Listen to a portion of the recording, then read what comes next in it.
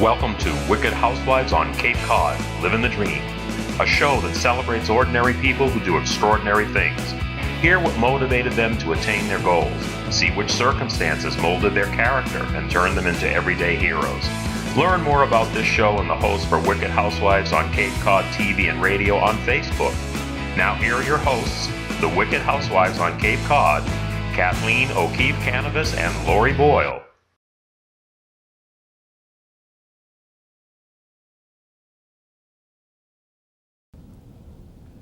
Hi, I'm Lori Boyle, one of the Wicked Housewives on Cape Cod, and today we're going to continue our interview with Kat O'Keefe-Kanavos, who wrote this book, Surviving Cancerland: Intuitive Aspects of Healing.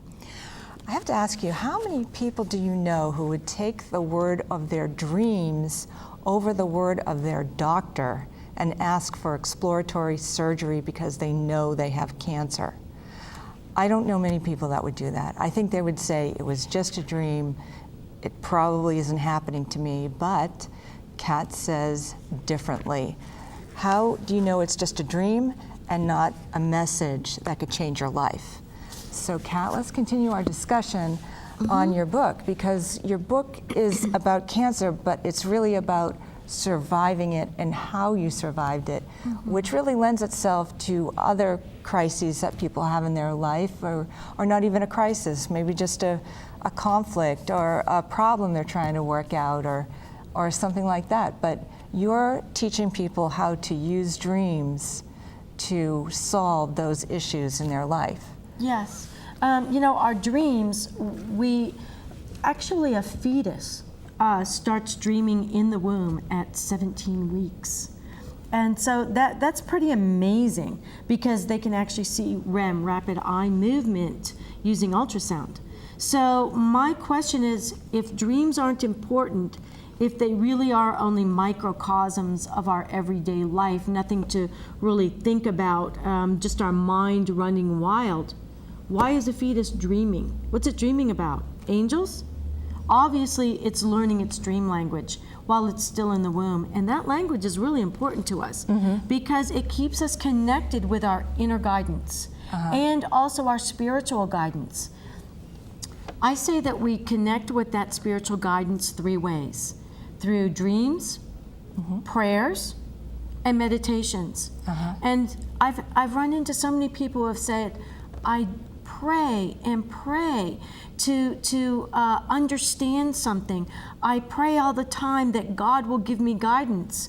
And then I'll ask them, do you write your dreams down? Dreams? What? No. And I said, God often talks to us through our dreams. It's the doorway, it's the phone line to the other side. And maybe he's reassuring that fetus that everything is going to be all right.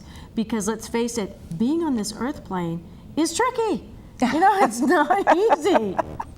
We never know what's going on. But through our dreams, we can get hints. Yeah, that's true.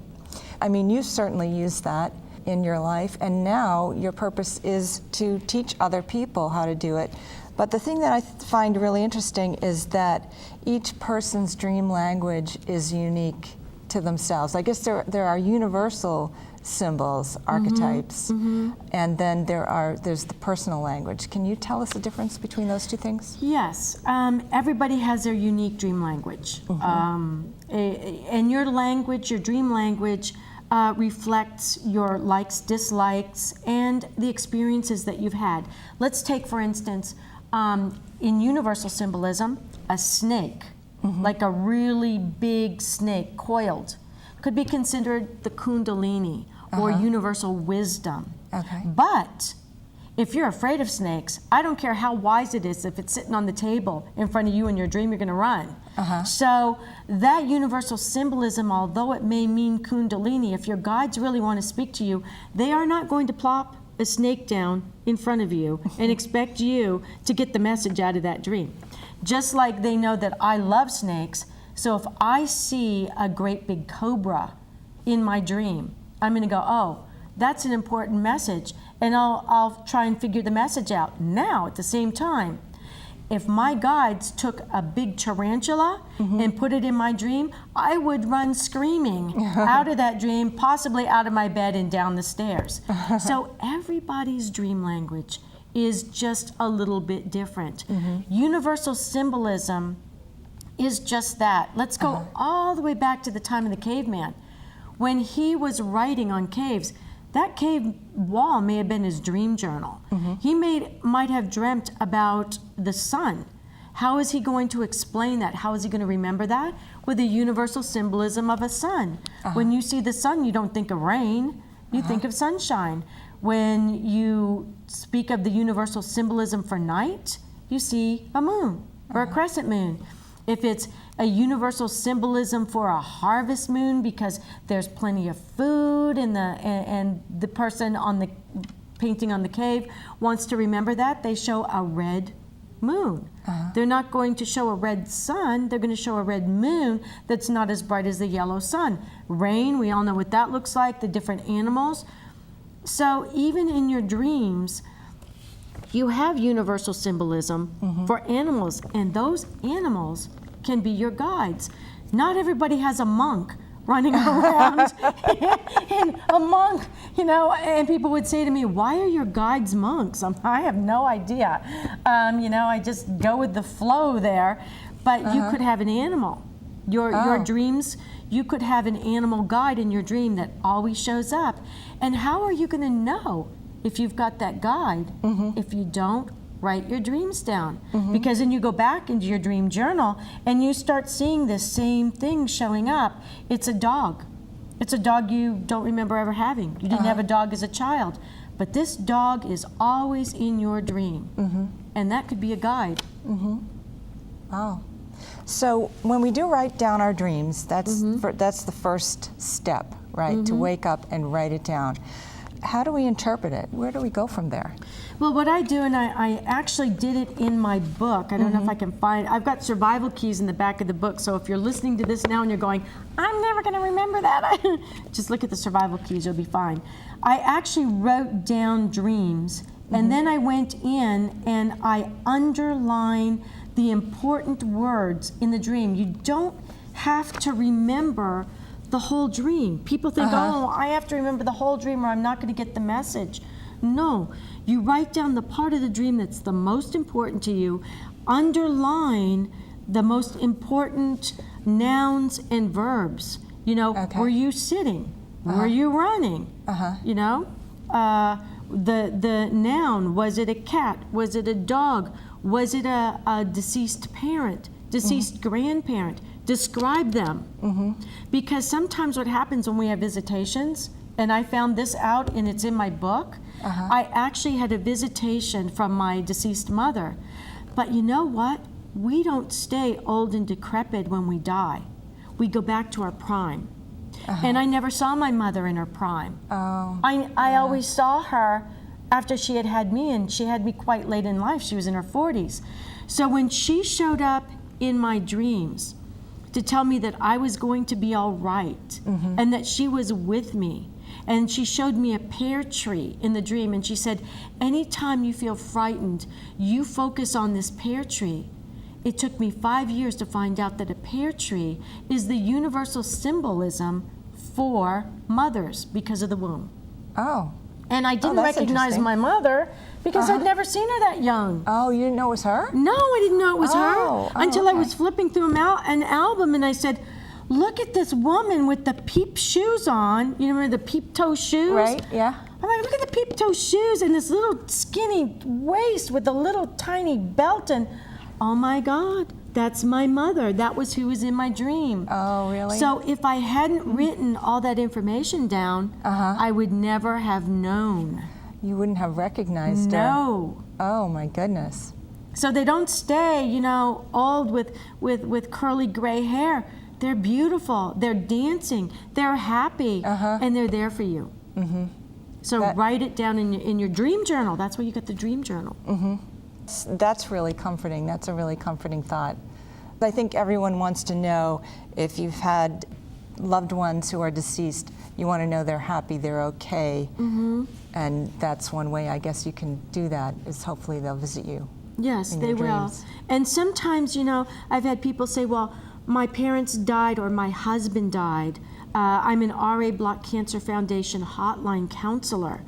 And I've had people call me up and say, my husband died and I have been praying and praying to see him.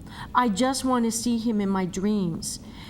Sometimes our guides are actually emotionally protecting us, because if we were to see them in our dreams before we're really and truly healed from that heartbreak, and remember, they're adjusting to being a spirit again. They've given up their body as we knew it, and they're redawning either their beautiful body in this life or maybe a previous lifetime. If they show up in our dreams before it's a good time, it could set us back, it could set them back. So in that regard, we have to trust in our spirit guides to bring them to us when the time is right. And that's what I tell the people who call me and say, I really, really need to know they're all right. I tell them they're fine. They're with their guides, and they're learning to be a spirit again. Just as when we were born, we had to learn to crawl. We had to learn not to use diapers. We had to learn not to spit our food out. We had to learn how to be a human being again. And when we die, we're being reborn back with all the people who have ever loved us in all of our lifetimes. Our grandparents, our great-great-grandparents, our aunts and uncles from who knows when. They received us just as we were born here and into warm hands. We're received back into theirs. So they're okay. They are. Now, you also talk a lot about nightmares. I think that everyone remembers their nightmare, even if it's just for when they wake up, because sometimes that does wake you up. Yes. So tell us what that means. A nightmare is a blessing in disguise. A nightmare is a call to action, Lori. It's actually your inner beings, your dreams saying, don't forget this. It's easy to forget something warm and fuzzy and nice, and but a nightmare, who can forget that? It's a call to action. Write your nightmare down. If it's recurring and you're having it over and over again like I was, then figure out what it's saying. It's not going to go away. It shouldn't go away. This is your opportunity to make a difference. An example of a nightmare. In 2008, we had the crash on Wall Street. And I remember, well, for one thing, my husband is very, very in tune. And he has nightmares and dreams. He figures them out and he goes with it. And he came down and he said, we're taking all of our money out. I'm going to reinvest it somewhere else. And I thought, at first I thought, you're going to do what? And he said, I've been having these dreams. And I said, okay, if you're having dreams, I know they were. So we did just that. We were fine with the crash. We were fine, or we would have been in a world of hurt. Now, I ran into a lot of other friends who said, I was having nightmares about Wall Street, and the nightmares were telling me, take money out, take money out. And I didn't do it because I couldn't figure it out. And so they went from millionaires to middle class overnight. And I'm thinking, your dream saying, get the money out, and you're not figuring out what it's saying. You need a dream journal really, really bad, and you need to read my book. Because then it's too late. And also, as an RA Block Cancer Foundation hotline counselor, I speak with women all the time who say, I went to my doctor, I told him I'm having nightmares, I think that I have cancer, and they're saying, we gave you your test, you're fine, go home, and now I'm dying. I'm in stage 4 with bone cancer, throughout my body. If you're having a nightmare, you're having a call to action, your guides are screaming in your ear as best they can, listen to them. So really, your dreams are just another tool in the toolbox. Exactly, use it. You get information from television, from the news, from friends and family, and then you go to sleep, you have a dream, and then you say, what else is there? How can I tie this together? How can I solve this problem? Is there an impending financial crisis or health crisis or something like that? Just another tool in the toolbox. Why not use it? Because when I think about dreams, I think, well, what's the purpose? And everything seems to have a purpose. Everything in our body has a purpose, and you have these dreams. Is it just a data dump from the day? Is it just something to entertain you while you're sleeping? Or does it have a real purpose in your life? So, Sometimes they saying, can. Yeah, sometimes they can just entertain you. You know, we have enough stress in our life. Sometimes we need what I call the epic dream. Often is just a recurring dream of where we can relax, and the only thing that we're really missing is the popcorn. Go with it, you know, relax and have that dream. Yeah. But other times our dreams are a definite message from the other side. And I'm actually working with a Dr. Larry Burke at the IASD, which is the International Association for the Study of Dreams. And he has gotten funding to write papers and do research on 25 of us who have had dreams that have diagnosed our breast cancer when the medical community missed it. Why is that important? Because if there's only 25 of us willing to come forward, willing to say, I know the medical community doesn't want to hear about my dreams. They believe in their tests. But if there are 25 of us that those tests missed, and we know for a fact that with mammograms, 30% of women have false positives or missed positives. In other words, the mammograms aren't working. We need something else. So in the back of this book, I've actually got contact information to actually be able to bring thermographies back into the medical community as another choice for women, because mammograms, they miss 30%, but even more than that. They squeeze the breast so much that if you actually have cancer in there, like lobular cancer, which is almost a liquid, it can break through the healthy tissues, get into the bloodstream, and create a lot of problems. And that's one of the reasons why so many lumpectomies, it's difficult to get clear margins. So they actually have to go in and do a radical mastectomy. And sometimes it's not because the cancer is that big, but because it is spread, because the breast was smashed so tightly, it actually caused the cancer to rupture. oh my God. And people don't understand this, and the medical communities won't tell you because they spent so much money on mammography, and the 3D mammography, it's just smashes your breast, and it's sort of like an MRI, but with MRIs, you've got radiation, you've got dye going into your body. With thermography, you have none of that, and it can find the cancer 10 years earlier. Why aren't we using that? Good question, ask your doctor. Exactly, exactly. Well, it's all part of being your own advocate.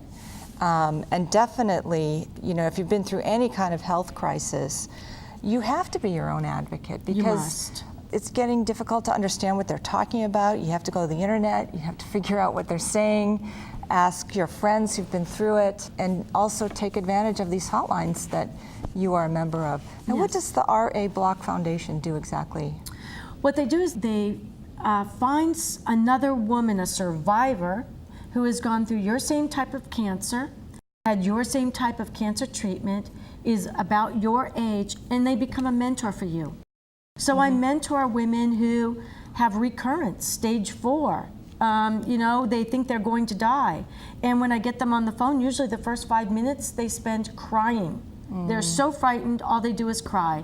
And I let them get it out, and then I tell them, look, I went through it 3 times. You can do this again. Mine was stage 4, 9 by 11 centimeter tumor. You can do this. You'll be okay. Get your dream journal out. Start journaling your dreams and let your guides guide you. You know, it must be hard for them too, because they're doing it in a state of fear. Oh, absolutely. You're scared to death when you first hear about it. You're scared to death. I'm sure.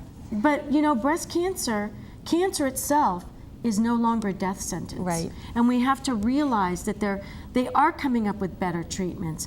They just need to find it earlier, because the earlier you find the cancer, the better the treatment, the higher the statistics are that you will survive it.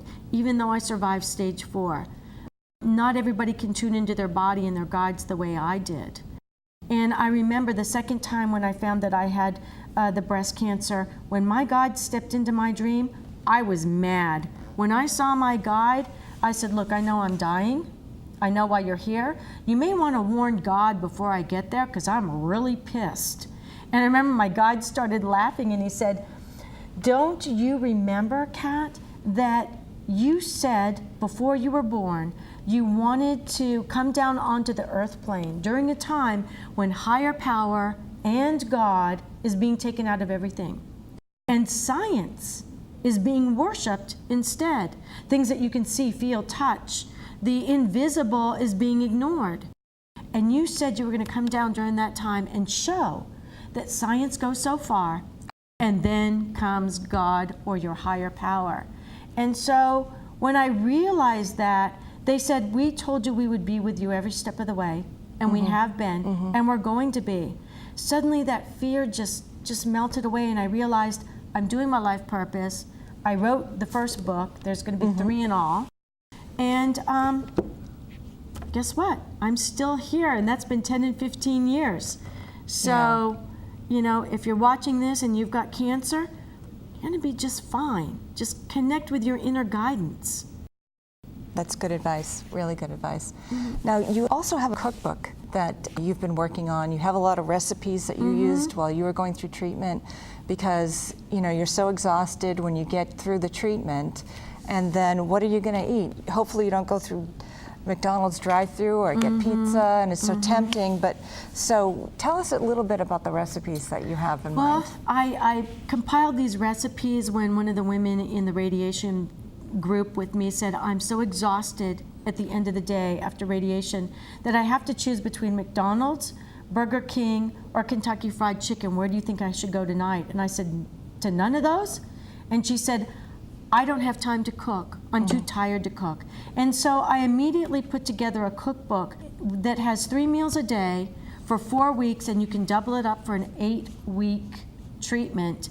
And each of those meals only take 15 minutes or less to cook and clean up. And it's got the calorie counts and the nutritional values, because some people need to gain weight during treatment, other people need to lose weight, and you can adjust it equally. And it's very easy, and your children can help you. Mostly it uses steamers, crock pots, something that you won't burn the house down when you go to sleep while you're waiting for the food to be done. And you come into your house after a long day of treatment and taking care of the children, and the house smells wonderful, and all of a sudden your appetite comes back and you eat healthy foods. You're saying that you listen to your dreams, you write them down, you're trying to figure out what they say, but can everyone do this, even if they're not as intuitive maybe as you are? Yes. We're all born bilingual. We're all born with our dream language. And as we grow up, we lose it. Just as all children are born with every single sound in the world. They can speak every single language. They can roll their R's like the Germans. They can roll it off the tip of their tongue like the Spanish. They can make all the sounds of Africa clicking at the top of their throat, while they're speaking. They can do all of that, and then as they just zero in on one language, they lose all the others. They forget them. And the same thing happens with our dream language. Don't forget it. You can pick it up again. You're bilingual. It's our Jabberwocky speak, I call it. And also there are books that can tell you what the dream language is, what the archetypes are. How do we get those? Well, you know, you can go, one of my close friends, Kelly Sullivan Walden, has a great dream dictionary. You can look her up online, just like mine. My book's on Amazon. Kelly's book is on Amazon. I'm in Barnes & Noble. You can find me in many bookstores as well. But use a dream journal to help you get going. Or you can go online. You can use your computer and go online and Google things that you're not sure about as far as your dreams go. And slowly, you're going to teach yourself your dream language. And you're going to see a dream. You're going to underline the words. You're going to figure them out just like that. And you're going to have the answer to your question and the interpretation to your dream 5 minutes. That's fantastic. Well, I encourage you to start doing this, and you don't even have to tell anybody. You can just do it. Nobody has to know. If it's too wacky for you, you know, just try it anyway and just see if anything pops up. You never know. Thank you for joining us It's been a pleasure, and we hope you'll come back and join us again. And thank you, Kat. Thanks for you. writing the book. This was fun. Good. Thank you for joining Lori Boyle and Kathleen O'Keefe-Kanavos on Wicked Housewives on Cape Cod. Don't forget to like us on Facebook for our show updates, and join us next time when we showcase more everyday heroes.